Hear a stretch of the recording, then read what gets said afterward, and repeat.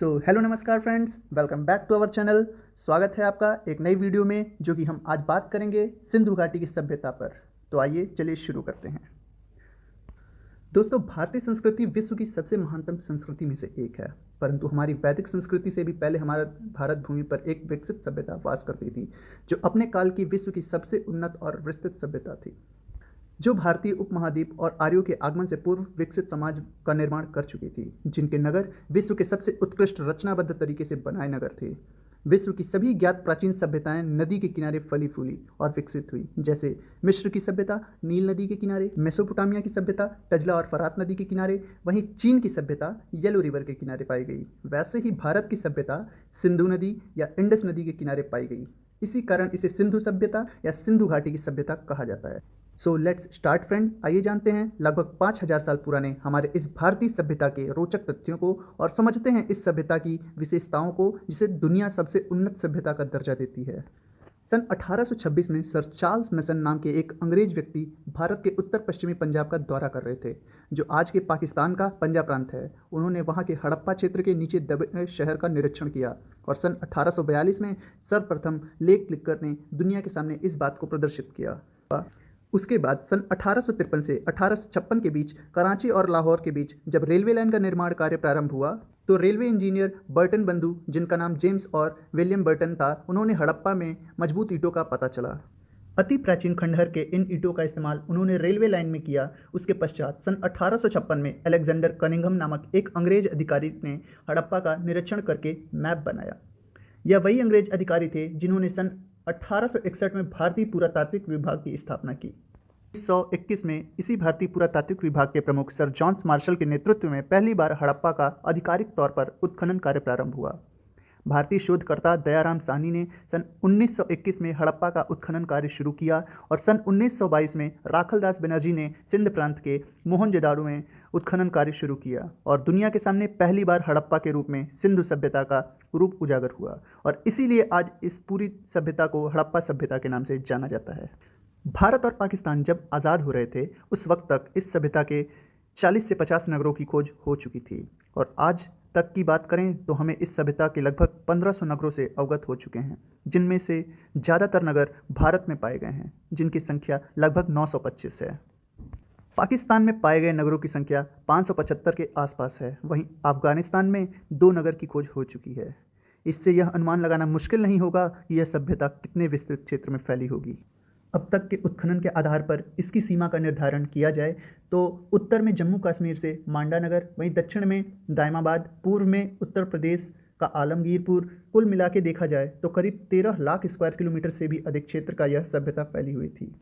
इसका उत्तर से दक्षिण विस्तार 1400 किलोमीटर माना जाता है, वहीं पूर्व से पश्चिम का विस्तार लगभग 1600 किलोमीटर माना जाता है। इसकी तुलना हम विश्व की अन्य सभ्यताओं से करें तो मिस्र, मेसोपोटामिया की सभ्यता मिलाकर भी उससे 12 गुना बड़े क्षेत्र में हड़प्पा सभ्यता फैली हुई थी। इस सभ्यता का कार्यकाल में अलग अलग इतिहासकारों की अलग अलग राय है। जैसे सर जॉन मार्शल ने इसका पीरियड या समय काल 3250 बीसी से 2750 बीसी बताया है।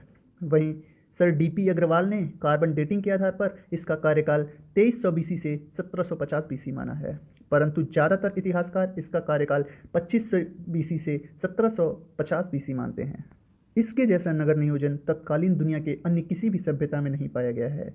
इन लोगों को लिपि का ज्ञान था। चित्रात्मक अक्षरों के साथ सहारे इन्होंने विचारों को लिपिबद्ध करना सीख लिया था। वहीं इन्होंने तांबा और टिन को मिलाकर कांस्य धातु बनाना भी सीख लिया था। उत्खनन में मिले अवशेषों से यह पता चलता है कि यह लोग मापतोल करना भी जानते थे। इन्हें मिट्टी से बर्तन, औजार व खिलौने बनाने की कला भी अवगत थी। इन्हें गणित का ज्ञान भी अवश्य होगा, तभी इन्होंने रचनाबद्ध और विशाल भवन बनवाए। इनकी ईंटें क्रमानुबद्ध थीं। लगभग सभी जगह से मिली ईंटें समान क्रम में पाई गई, जैसे इन्होंने एक ही जगह बनवाया गया हो। भारत के राखीगढ़ी में खोजा गया भारत का सबसे बड़ा नगर है। भारत के गुजरात राज्य में सबसे ज़्यादा नगरों की खोज हुई है। यहाँ की लोथल नगरी बंदरगाह के रूप में प्रसिद्ध है और इस जगह से हमें प्रदेश व्यापार के प्रमाण भी मिलते हैं। यह सभी नगर विशेषतः दो हिस्सों में बटे हुए दिखाई पड़ते हैं, जिसमें ऊपरी हिस्सा समाज के अमीर, धनी व हितों की रहने की जगह हो सकती है, इसे दुर्ग भी कहा जाता है, और वही दूसरा हिस्सा किसान, मजदूर व सामान्य वर्ग के रहने की जगह पाई गई है। यह हिस्सा नीचे की तरफ पाया गया था। ऊपरी हिस्से में ज़्यादातर बड़े व पक्के भवन व सार्वजनिक वस्तु पाए गए हैं, जिन्हें ऊंचे तटबंदी से संरक्षित किया गया है। इसकी तुलना में निचले हिस्से में छोटे व कच्चे ईंटों से बने मकान दिखाई पड़ते हैं। सभी नगरों में एक नगर ऐसा पाया गया है जो 3 हिस्सों में बटा है, जिसका नाम धोलावीरा है, जो गुजरात राज्य में स्थित है। तीसरा हिस्सा पूर्वी व पश्चिमी के बीच में मौजूद है, जो मध्यमा नाम से जाना जाता है। यह व्यापारी वर्ग के लिए बनाया गया क्षेत्र मालूम पड़ता है। हड़प्पा सभ्यता के नगरीय रास्ते विशेष रूप से प्रशंसनीय हैं, क्योंकि वह नियोजनबद्ध तरीके से एक दूसरे को समकोण में काटते हैं। रास्ते की इस पद्धति को ग्रिड पद्धति कहते हैं। मुख्य रास्ता 10 मीटर तक चौड़ा पाया गया है और उसमें मिलने वाले अन्य रास्ते 3 से 4 मीटर चौड़े पाए गए हैं। के दरवाजे मुख्य रास्ते की तरफ ना खुलते हुए गली में खुलते दिखाई पड़ते हैं। हर घर में कुआं, स्वच्छता गृह और जल निकासी के लिए नालियां मिलती हैं, जो मुख्य नाली से मिलकर शहर के खराब पानी को शहर से बाहर पहुंचाती हैं। यह सभी नालियां ऊपर से ढकी हुई दिखाई पड़ती हैं। गुजरात के धोलावीरा में लकड़ी की बेहतरीन नालियां पाई गई हैं, जो आज भी सुस्थित दिखाई देती हैं। यह सभ्यता सामान्य रूप से अपने स्नान गृह, सभागृह, विशाल अन्न भंडार और गोदाम के लिए प्रशंसनीय मानी जाती है। इनके खान पान में गेहूँ, जौ, तरबूज, खरबूजा, खजूर, राई, सरसों, तिल और पर चावल आदि धानों के प्रमाण भी पाए गए हैं। सजने संवरने के लिए यह लोग सोना चांदी, हाथी के दांत, शंख, शीपी, मनके से बने आभूषण का इस्तेमाल करते थे। वहीं इनके वस्त्र सूती, ऊनी व कढ़ाईदार पाए गए हैं। दोस्तों, हड़प्पा सभ्यता की खुदाई में कहीं भी अस्त्र शस्त्र जैसी चीज़ें नहीं पाई गई हैं, जिससे यह पता चलता है कि यह सभ्यता शांतिप्रिय सभ्यता थी, जो व्यापार और विकास में विश्वास रखती थी। इनकी लिखित चित्रलिपि को पढ़ पाना आज तक इतिहासकारों के लिए संभव नहीं हो पाया है, लेकिन जब इसे पढ़ा जाएगा तब इसके बहुत से राज खुल जाएंगे। थी कुछ जानकारी सिंधु सभ्यता की। आशा है आपको पसंद आया होगा, तो प्लीज़ लाइक करें, अपनी राय कमेंट बॉक्स में दें। ऐसी ही और जानकारी के लिए सब्सक्राइब और बेल आइकन जरूर दबाएं। धन्यवाद।